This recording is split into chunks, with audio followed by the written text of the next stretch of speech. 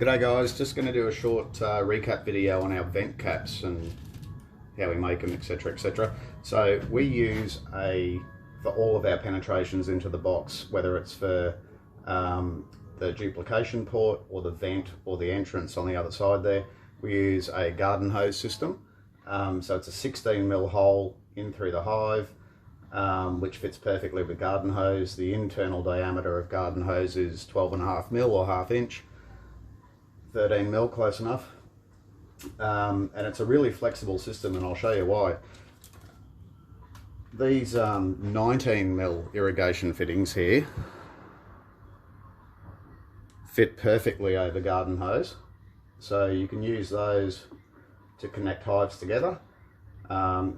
T-piece, you don't have to use a T-piece when you're doing a duplication, but it's a helpful management tool, and if it's available to you, why not use it? Same with vent caps. So when you're doing vent caps, you can there's a few options when you're using garden hose. You can either use, well, you can actually just use a piece of that if you want to cut one up, but that's the most expensive option, is to cut 19mm irrigation fittings up, but it does work fine. The other option is to use these conduit reducers, and I'll try and get this to focus on it for you. There we go. And that's them there. And they come in a pack of 2, and they're cheap as. They're like 16 cents for 2 of them or something like that. So they're handy if you don't have a saw to cut your conduit up. Or you can just use a piece of 16mm conduit and cut it up as you like. So here's a piece of conduit that I've cut up. I've just cut a taper on one end. I guess it's about 30mm long in total. For the mesh to make these caps, I've started using an aluminium fly screen or midge screen. If you can see that. But I found it at Bunnings in a huge roll. It's like 900mm wide and 2.1 meters long. So, and it's cheap. It's like $25 for that whole roll. So for your hobbyist beekeeper, that'll last you a lifetime.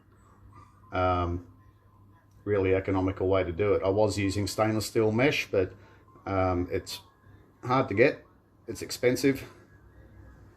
And this aluminium mesh is just as corrosion resistant or proof as stainless, but I'll show you how I melt this onto this.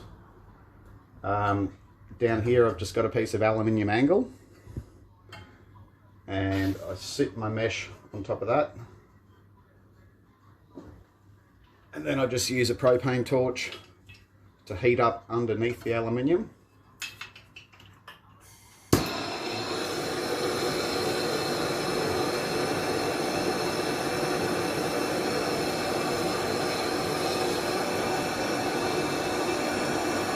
And the idea is to just press the conduit down onto it, and it melts onto it.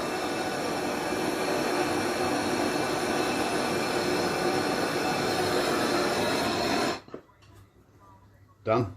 That's it. I'll just trim that off.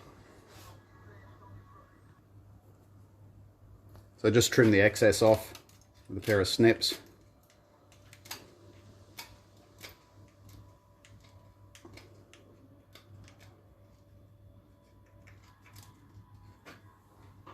And I also normally just run that around the grinder just to take any sharp bits off, but that's it.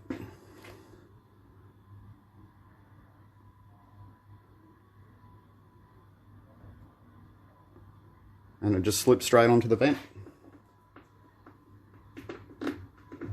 And you're done. Good as gold.